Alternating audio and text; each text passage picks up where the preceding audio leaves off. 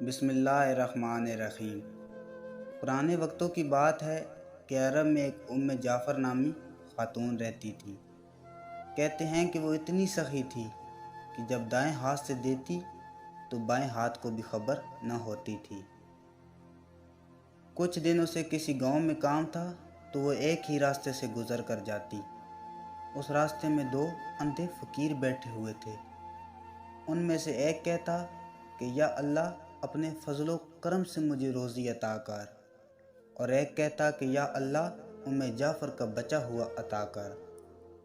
حضرت جعفر جو کہتا کہ جعفر کا بچا ہوا عطا کر اسے ایک بھنی ہوئی مرغی دیتی، اور جو کہتا کہ اللہ تو اپنے فضل و کرم سے مجھے روزی عطا کر اسے 2 درہم دیتی۔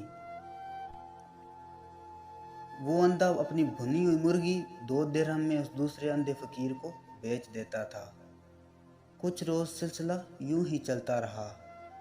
پھر ایک دن جعفر اس اندھے فقیر کے پاس آئیں اور کہا کہ میں تجھے روز بھنی ہوئی مرغی میں 100 درہم دیتی تھی، بتا تو نے ان 100 درہم کا کیا کیا؟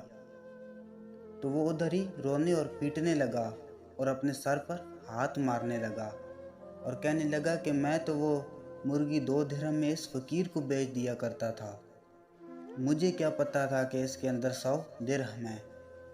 تو جعفر فرمانے لگی کہ بے شک جو اللہ پر توکل رکھتا ہے، اللہ کا فضل و کرم مانگتا ہے، اللہ کی اس پر عطا ہوتی ہے، اور اللہ تعالیٰ نے تم سے لے کر اس کو عطا کر دیا، کیونکہ اس کا توکل صرف اور صرف رب کی ذات ہے۔